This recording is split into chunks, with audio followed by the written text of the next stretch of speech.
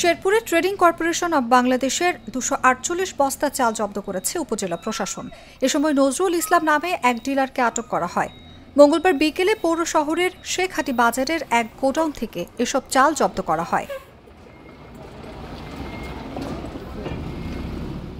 আটক নজরুল সদরের পাকুড়িয়া ইউনিয়নের গনই বরুইপাড়া গ্রামের মৃত একাব্বর হাজির ছেলে। অভিযান সূত্রে জানা যায়, দীর্ঘদিন থেকে শেরপুর পৌর শহরের শেখহাটি বাজারে টিসিবি পণ্য বিক্রি করে আসছিল ডিলার নজরুল ইসলাম।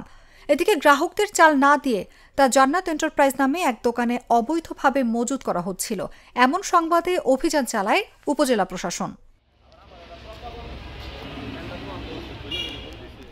অভিযানের নেতৃত্ব দেন উপজেলা নির্বাহী কর্মকর্তা মোহাম্মদ আবদুল্লাহ আল মাহমুদ ভুইয়া।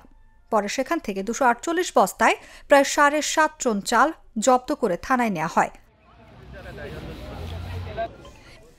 এ বিষয়ে শেরপুর সদর থানার ভারপ্রাপ্ত কর্মকর্তা মোহাম্মদ জুবায়েদুল আলম জানান, এই ঘটনায় জড়িত থাকার সন্দেহে টিসিবি ডিলার নজরুলকে আটক করা হয়েছে। তদন্ত সাপেক্ষে তার বিরুদ্ধে পরবর্তী আইনগত ব্যবস্থা নেওয়া হবে।